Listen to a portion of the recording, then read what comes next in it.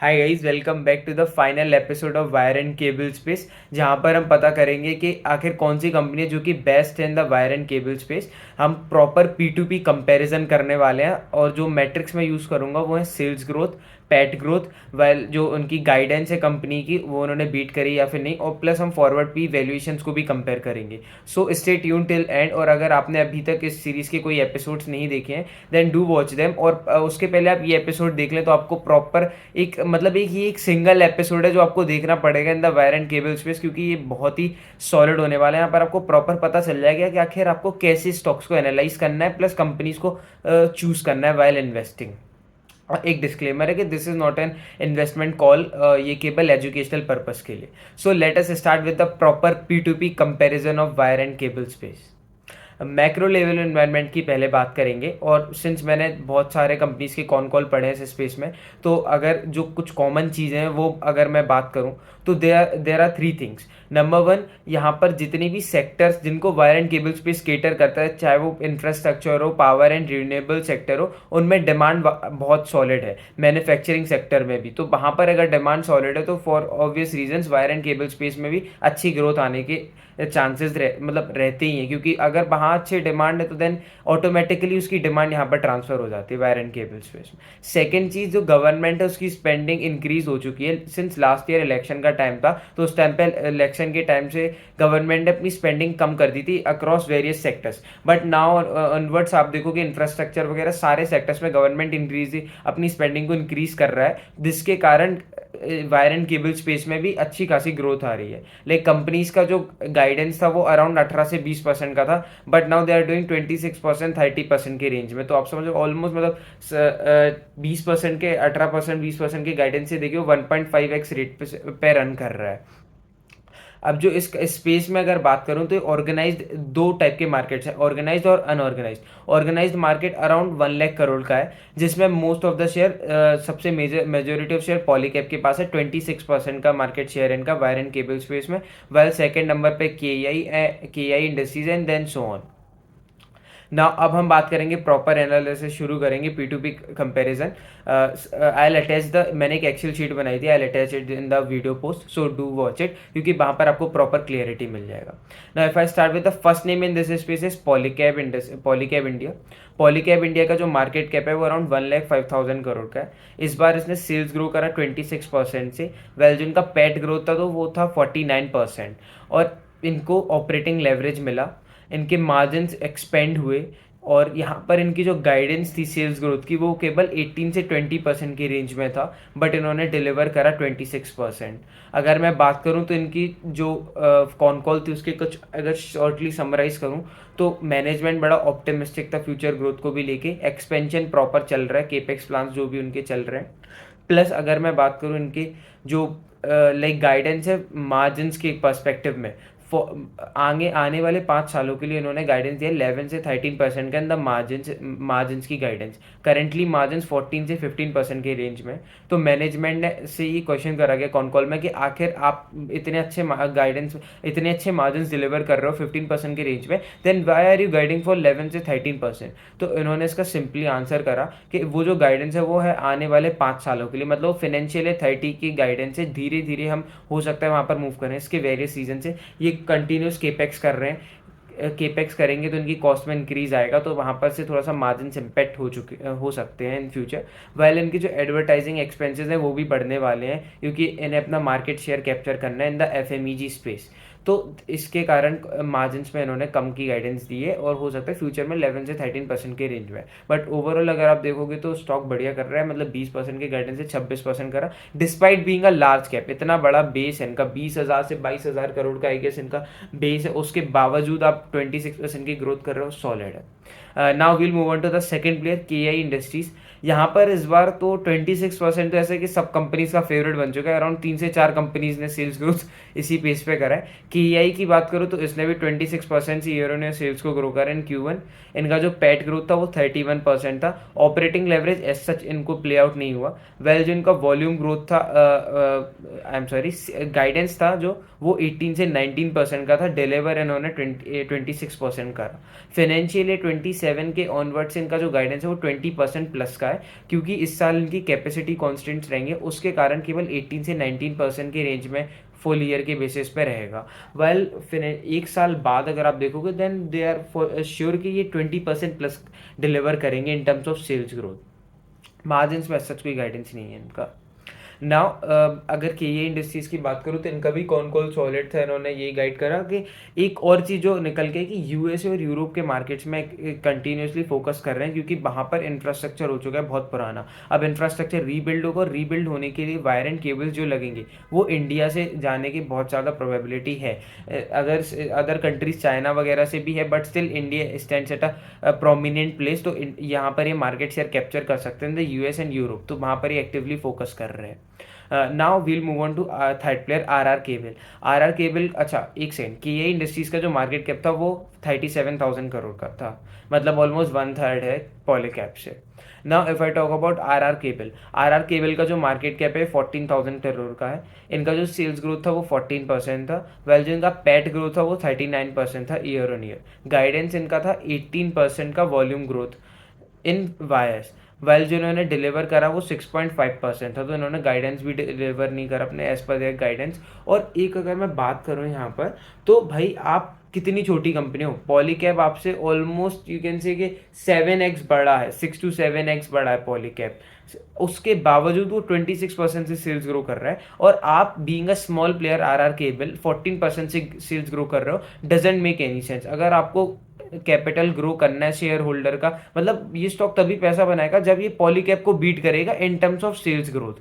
अभी ये 14% की सेल्स ग्रोथ पे, तो it doesn't make any sense, और यहाँ पर ही हम इस स्टॉक को एलिमिनेट कर सकते हैं। So from my side this stock is eliminated. Now we'll move on to Finolex cables. Finolex cables की मैं बात करूँ तो इसका भी हाल सेम ही है, ये मार्केट कैप भी सेम है, आर केबल से 13,000 करोड़ का मार्केट कैप है। इस बार सेल्स ग्रोथ था 13% का ईयर ऑन ईयर, और इनका जो पैट ग्रोथ था वो भी सेम रेंज में था 13% का।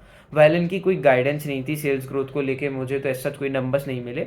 तो वही है ना यार सीन, पॉलीकैब और केईआई आपसे 3 गुने 7 गुने 8 गुने बड़ा है पॉलीकैब, आप उसके बावजूद उससे आधी सेल्स पे अगर ऑपरेट करोगे देन आपके पास कैपिटल नहीं आएगा, आप शेयर होल्डर का पैसा नहीं बना सकते। तो वही बात है कि भाई यहाँ भी पैसा नहीं बनने वाला है, सिंपल एज दैट। क्योंकि मैं भाई पॉलीकैब में क्यों नहीं इन्वेस्ट करूँ जब वो आपसे बेटर है, सेल्स ग्रोथ में भी बेटर है, प्लस इतने बड़े मार्केट कैप में है, उसके बावजूद वो ये काम कर रहा है, तो मैं वहाँ पर इन्वेस्ट करूंगा ना, उसे ऑपरेटिंग लेवरेज भी मिल रहा, आपको तो ना ऑपरेटिंग लेवरेज मिल रहा है प्लस आपका सेल्स ग्रोथ भी कम है, तो सिंपली ये भी रिजेक्टेड था। Now we'll move on to universal cables. ये केस सबको थोड़ा सा इंटरेस्टिंग लगता है, मेरे को भी थोड़ा सा लग रहा था, बट यहाँ पर भी एक झोल था जो कि मैंने आइडेंटिफाई करा बाद में। इस कंपनी का मार्केट कैप है 2,500 करोड़, 2,500 करोड़ का मार्केट कैप है। इनकी जो सेल्स ग्रोथ थी वो 23% ईयर ऑन ईयर थी, वाइल जो पैट ग्रोथ था वो ऑलमोस्ट 5x हो गया, 5 से 6x हो गया इनका पैट, 450% की ईयर ऑन ईयर पैट में ग्रोथ आई। यहाँ पर क्या झोल है, लास्ट ईयर अगर आप Q1 फाइनेंशियल 25 देखोगे तो वहाँ पर इनका जो पैट था वो एबनॉर्मल था, अदर इनकम्स वाला पार्ट नहीं आया था, उसके कारण एक एबनॉर्मेलिटी थी पैट में। तो पैट का जो बेस था वो छोटा हो गया था, 6 करोड़ का पैट था, इसलिए अगर आप अभी का क्वार्टर देखोगे तो वहाँ पर आपको पैट में बहुत एक्सपेंशन दिख रहा है कि भाई इतना ज़्यादा कैसे ग्रो कर लिया। तो मेन रीज़न यही है कि यहाँ पर क्या हुआ कि जो इनका पैट है वो अराउंड 30 से 35 करोड़ का है, और ये नॉर्मली ये इतना ही डिलीवर करते हैं हर क्वार्टर्स में। लास्ट ईयर का पैट इम्पैक्टेड था, छोटा बेस था, उसके कारण आपको इतना ग्रोथ दिख रहा है, बट ऐसा कुछ ग्रोथ नहीं है इस कंपनी में। अगर मैं यूनिवर्सल केबल्स को लूँ तो इसका मार्केट कैप 40 टाइम, मतलब इससे 40 टाइम्स बड़ा है पॉलीकैप, उसके बावजूद वो 26% से सेल्स को ग्रो कर रहा है, और आप 23% से universal cables, doesn't make any sense, eliminated. Now we'll move on to the fifth stock which is dynamic cables. Dynamic cables as the name suggest ये डायनामिक हैं, ये स्पेशल केबल्स बनाते हैं देश सेक्टर को, मतलब इनके जो सेक्टर्स को ये केटर करते हैं वो जैसे रेलवेज हो गए तो वहाँ के लिए स्पेशल केबल्स डिज़ाइन करते हैं, मेनली ऑर्डर बेस्ड, गवर्नमेंट को भी केटर करते हैं, गवर्नमेंट ऑर्डर्स को, पावर ग्रिड जैसे इनके क्लाइंट्स भी हैं कुछ। इस कंपनी का मार्केट कैप है 2,000 करोड़, बहुत ही छोटी कंपनी है, और इसका जो सेल्स ग्रोथ है वो 26% है, वेल जिनका पैट ग्रोथ है वो 50% है। अब इनके जो नंबर्स है वो सिमिलर टू पॉलीकैब। अगेन इस स्टॉक में वही बात आ चुकी, सारे स्टॉक में वो बात अप्लाई हो रही है इन द वायर एंड केबल्स। भाई डायनामिक केबल्स से पॉलीकैब 50 गुना बड़ा है और फिर भी सेम पेस पे ग्रो कर रहा है, तो मैं डायनामिक केबल्स पे पैसा क्यों डालूं? Doesn't make any sense. Simple है, ये भी रिजेक्टेड था फ्रॉम माई साइड। नाउ अभी के लिए हो सकता है आगे जाके इसका सेल्स ग्रोथ Q2 में बदल जाए, भाई इस 50% से ग्रो करने लगे, देन थोड़ा सा सेंस बनाएगा। देन तो वही है कि आपको एक्टिवली कंपनीज को ट्रैक करना होगा। मैं स्टॉक को ट्रैक करूंगा, पूरी जो ट्रैक लिस्ट मैंने बनाई है ट्रैक करूंगा, अगर मेरे को अपॉर्चुनिटी लगी देन मैं इन्वेस्ट करूंगा। Simple as that. अभी के लिए तो मेरे लिए पॉलीकैब और KEI आर द बीस्ट, मतलब वो ओजीज हैं, क्योंकि वो इस स्पेस में इतने बड़े होने के बावजूद इतने अच्छे सेल्स से ग्रो कर रहे हैं, तो they are the one who deserve my capital. Now we'll move on to quadrant future tech. ये भी बहुत छोटा मार्केट कैप है, 1500 करोड़ का कंपनी है। इनका सेल्स ग्रोथ था 13% का, वेल जो इनका लॉस था वो लास्ट ईयर 9 करोड़ था, इस साल 14 करोड़ का लॉस था। इतना ज़्यादा प्लस सेल्स ग्रोथ इतना कम था, तो रिजेक्टेड था। Now Paramount cables, Paramount communication, इस कंपनी का मार्केट कैप भी सेम है 1500 करोड़ का। इनकी जो सेल्स ग्रोथ है बहुत ही इंटरेस्टिंग लगेगी आपको, 40% ईयर ऑन ईयर से सेल्स ग्रो करा। बट पेट में क्या हुआ? -28% ईयर ऑन ईयर। इस स्टॉक के साथ यही हो रहा है, मतलब मेरे एक फॉलोवर है, उन्होंने उनके साथ भी ये हुआ कि उन्होंने ये स्टॉक लिया था बट वो एक साल से परफॉर्म नहीं करा। उसका सिंपल रीजन यही है कि भाई आप सेल्स को अच्छे से ग्रो कर रहे हो, 40-50% से इजीली सेल्स ग्रो कर रहे हैं, अच्छी चीज़ है, बट पैट ग्रोथ ही नहीं है ना भाई। अदर प्लेयर्स कम से कम ऑपरेटिंग लेवरेज नहीं दे रहे, तो जितने से सेल्स ग्रो कर रहे होते से पैट तो ग्रो कर रहे हैं। ये तो भाई अलग ही लेवल पे चल रहा है, इनका पैट ग्रोथ ही नहीं आ रहा है। तो for simple reason it is also rejected कि भाई पैट में 28% का ईयर ऑन ईयर आपने डिग्रो करा, तो इसलिए आप रिजेक्टेड हो। नाउ वी मार्क इंडिया, ये कंपनी मेरे को थोड़ा सा इंटरेस्टिंग लगा था, बट यहाँ पर एक दिक्कत था कि इनका जो Q1 का नंबर्स है वो नहीं आता। ये हाफ ईयरली के बेसिस पे रिपोर्ट करते हैं, तो इनके नंबर्स को हम Q2 में ट्रैक करेंगे, Q2 में कंपेयर करेंगे। बट स्टिल जो फाइनेंशियल ईयर 25 के नंबर्स है वो मेरे को थोड़ा इंटरेस्टिंग लगे। छोटी कंपनी है 1200 करोड़ की, बट प्रॉपर इसका मैं डिसीजन पे Q2 में ही आ पाऊंगा जब मैं इनके H1 के नंबर्स देख लूंगा। Now we'll move on to plaza wires. इनका मार्केट कैप है 250 करोड़, बहुत ही छोटी कंपनी है। 39% से सेल्स ग्रो करा, 57% से पैट ग्रो करा। फिर अब ये दिक्कत यही है कि भाई पॉलीकैब के यही 400 गुना बड़े हैं आपसे पॉलीकैब, तो उसके बावजूद 40% का नंबर मेरे लिए काम नहीं करेगा। Simple as that, remove. Cords cable की बात करूँ तो 250 CR का इनके पास मार्केट कैप है, 250 करोड़ का, बहुत ही छोटी कंपनी है। इनका सेल्स ग्रो 31% था, पैट ग्रो 35% था। सिंपल रीजन, रिजेक्टेड, आपको पता ही है। पॉलीकैब और कि ये इतने बड़े हैं प्लेयर्स, उसके बावजूद वो 26% से ग्रो कर रहे हैं, 49% से पैट ग्रो कर रहा, doesn't make any sense. Cords cable मेरा कैपिटल डिजर्व नहीं करता। भदौरा इंडस्ट्रीज 200 करोड़ का मार्केट कैप है, इनके सेल्स और पैट ग्रोथ का डेटा भी अवेलेबल नहीं है इन फॉर Q1। स्टिल बहुत ही छोटी कंपनी है और मतलब नंबर्स उतने खास नहीं आते इनके भी। DCG केबल्स बहुत ही छोटी कंपनी है, 130 CR, नंबर्स अवेलेबल नहीं है अभी। Ultra cab India 120 CR, sales growth कितना था? 12% का, पैट ग्रोथ -20%। आपको पता ही है सेल्स ग्रोथ इतना कम, ऊपर से पैट में डी ग्रोथ, रिजेक्टेड।